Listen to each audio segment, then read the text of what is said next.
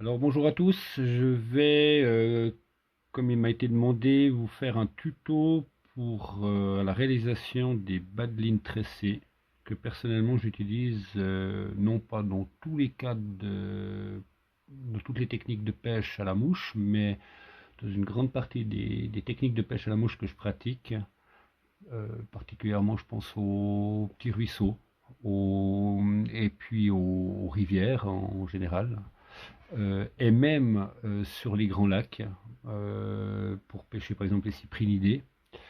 J'utilise un peu moins en nymphe, il est clair, mais j'utilise donc le bas de ligne tressé. L'avantage du bas de ligne tressé, c'est que, à mon sens, c'est que ça donne une meilleure prolongation de la pointe de la soie au bas de ligne. Euh, Voilà, pour des petits roulés, pour tout un tas de choses, et même, je le dis personnellement, de ce que j'ai pu essayer, et après je pense que c'est aussi personnel, mais sur des posés beaucoup plus longs, ce bas de ligne tressé apporte un plus. Euh, donc voilà, je vais vous montrer pour la fabrication de la conception de ces bas de ligne, voilà comment je procède. D'abord, je perds toujours sur une feuille. Je cherche à savoir au départ si je veux avoir un bas de ligne. Donc c'est des bas de ligne qui sont progressifs, sans nœud. Enfin sans nœud, entre guillemets, il y a un nœud, mais qui sera noyé. Et puis dans la masse de la tresse. Et puis ce que je cherche à savoir, c'est si je veux une action plutôt en pointe ou plutôt linéaire, constante sur la longueur de ce bas de ligne tressé. Et là-dessus, on va pouvoir jouer. Alors, je vais vous expliquer déjà le schéma pour faire un truc, un bas de ligne tressé simplement progressif, assez linéaire sur son côté progressif. Alors, pour ceci, il faudra vous équiper de fils. Par exemple, là, je vais en réaliser un pour une SWAT 3 où je vais utiliser du 10 centièmes, pardon, du 10 centièmes de millimètre, donc une bobine de 10 centièmes de millimètre de minimum 100 mètres pour réaliser un bas de ligne qui fera à peu près 2,50 m de long. Euh, sur des bas de ligne pour des soies, des tresses, des soies pardon, un peu plus grosses, je vais volontiers utiliser du 12 centièmes. Donc voilà. Là, on va travailler en 10 centièmes. Alors, je dispose déjà en haut de la feuille. Là, je les ai mis à, comment dire, en grandeur réelle, entre guillemets. Ça veut dire que tous les deux carrés ça nous fera 10 cm. Donc là, j'ai 70 cm, 60 cm, 50 cm, 40 et 30 cm. En dessous de ces traits, au premier trait, on va poser un rond. Ce sera un des endroits où on va venir fixer le fil. Ce sera le départ. Vous verrez sur une planche, après je vais vous montrer à l'extérieur, sur une planche on plantera des clous sur ces différents points là, d'accord. Donc le premier en dessous et se situe sur une ligne médium là, et vous dessinez une ligne à l'extérieur et une autre ligne à l'extérieur. Donc le premier trait, un point ici, le deuxième trait, un point là, le troisième trait, un point en face, ainsi de suite, chaque fois en quinconce avec les deux du bout centrés. Ça, c'est les points à partir duquel on va faire des passages. Je vais rouvrir la fenêtre. Non, on arrive à voir quand même. On arrive à voir, ça me fait moins de courant d'air.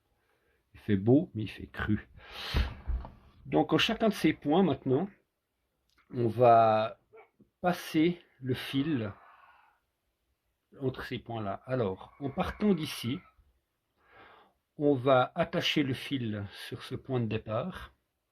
Et ensuite, on va venir tourner autour de ce point, revenir un certain nombre de fois, ensuite passer au prochain, passer un certain nombre de fois, revenir au prochain, et ainsi de suite. On va faire le tour comme ça, en passant autour de chacun des points d'attache. Et pour ça, ça va nous créer en finale, ces deux points-là seront les points à partir desquels on va enrouler tous ces différents passages mis l'un contre l'autre. Donc, on va faire comme ça. En partant de ce point-là, en faisant 1, 2, 3, pour me retrouver à ce point-là, ici j'aurai 3 fils qui vont se dessiner. Donc je pars de ce point-là, ça fait 1, 2 et 3. Là je suis à 3. Pour passer au prochain, je viendrai là, ça fait 1.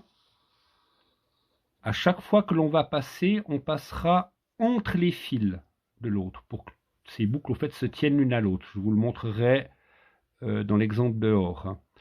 Donc on va passer 1, 2 et 3, on revient. Donc là on a aussi 3 fils. On se rend compte qu'au fait là on aura des nombres impairs de fils qui vont passer. À la fin ici on aura aussi un nombre impair. Là on aura un nombre pair et on finit avec un nombre impair. Je vais poser les nombres de passages entre chaque clou, idéal pour avoir un bas de ligne linéaire sur son côté dégressif. Donc, on va partir sur ce schéma-là, je vais dire le plus simple, et qui vous permet d'avoir quelque chose, comme je disais, d'assez linéaire. On va placer 7, 5, 3, excusez-moi, je calcule juste.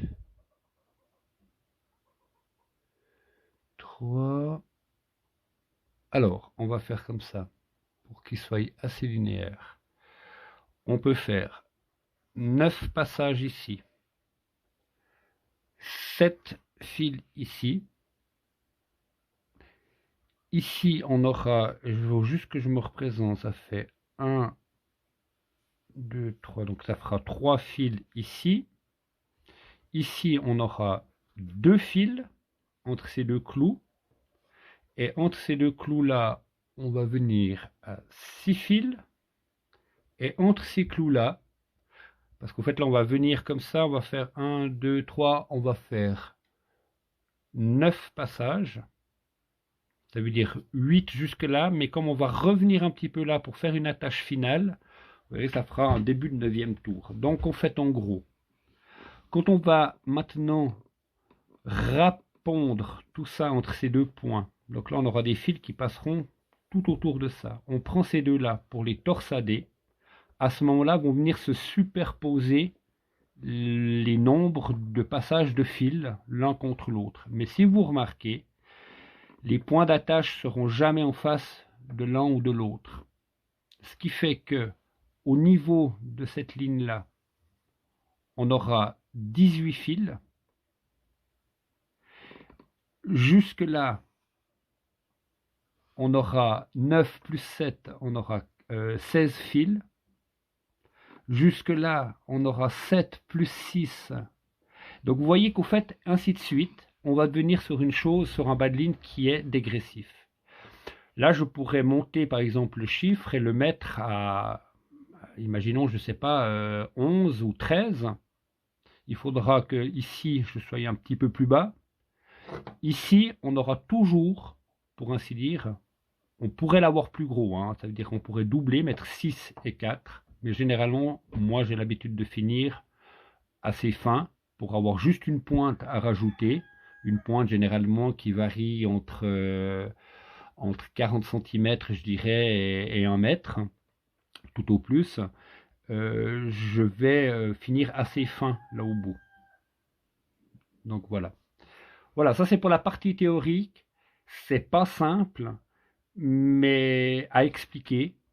Mais c'est au fait relativement simple quand on le met en pratique. Au fait, ça devient tout à fait cohérent et par la suite, on peut tous s'amuser à faire varier, à avoir par exemple plus d'épaisseur sur le départ pour finir beaucoup plus vite fin ou juste sur la fin finir fin, donc donner des actions en pointe, On peut varier sur toutes ces choses-là. Voilà, on se retrouve dehors pour la partie pratique. À tout à l'heure.